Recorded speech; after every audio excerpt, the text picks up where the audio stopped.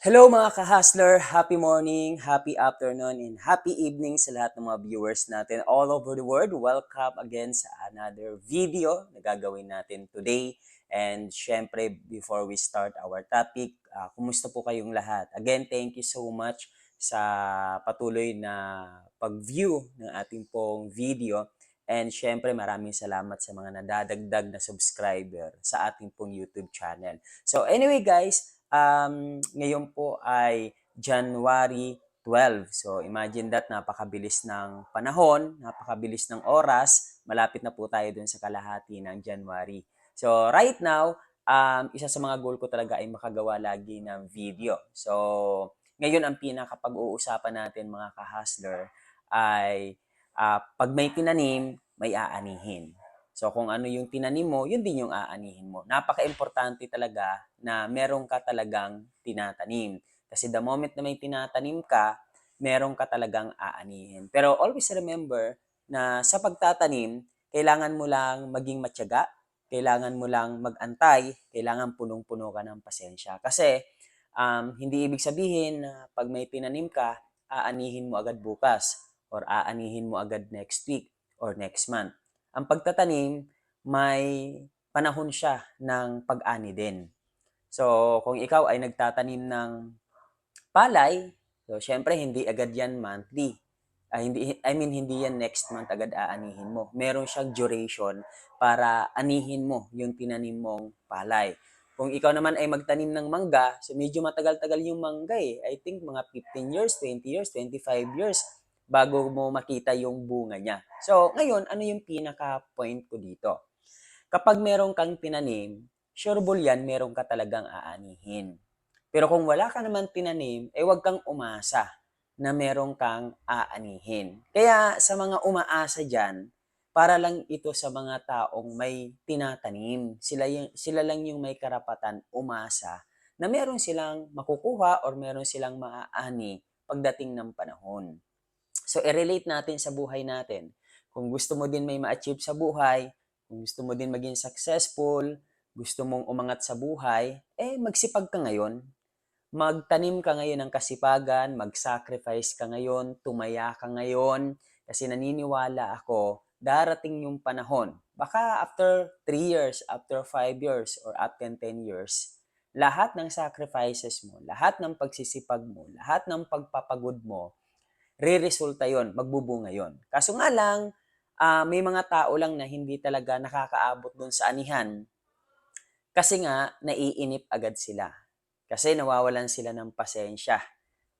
Okay? So, lagi mong tandaan, it takes time. It takes years bago ka talaga aani. Parang sa akin, pumasok ako sa pagninegosyo, guys. Mga ka-hustler, pumasok ako sa pagninegosyo 2016.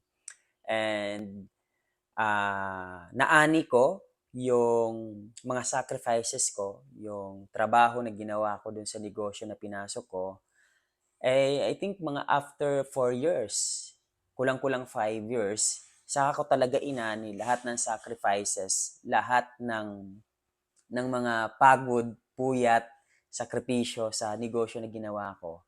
And after 5 years ko pa talaga naramdaman yung ani.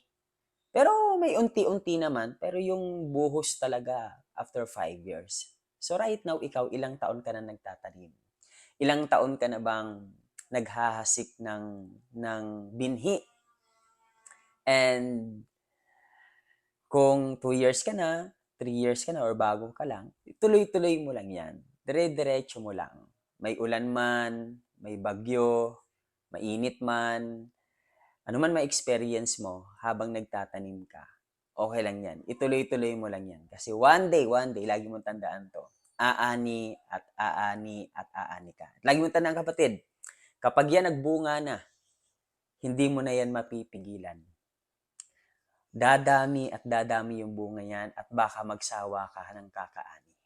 Kaya this time, magtanim ka lang na magtanim ng magtanim ng magtanim. Damihan mo yung tanim mo. Damihan mo yung tanim mo kasi the moment na marami kang tanim, sureable din naman yan, marami kang aanihin. So, ang aani talaga is yung mga masisipag, yung maraming tinatanim talaga sa buhay. And lagi mong tandaan, dapat tama din yung tinatanim mo para tama din yung aanihin mo. Kasi kapag pangit yung tinanim mo, pangit din yung aanihin mo. Pero kapag maganda yung tinanim mo, naniniwala ako maganda din ang aanihin mo. So ngayon, nasa ang stage ka na ng pagtatanim. At kung ano mang stage ng pagtatanim ka, 1 month ka nang nagtatanim, 2 months ka nang nagtatanim, 6 months ka nang nagtatanim, 1 year ka nang nagtatanim, 2 years ka nang nagtatanim, 3 years ka nang nagtatanim, and hindi mo pa rin nakikita yung bunga, mas lalong sipagan mo pa rin magtanim.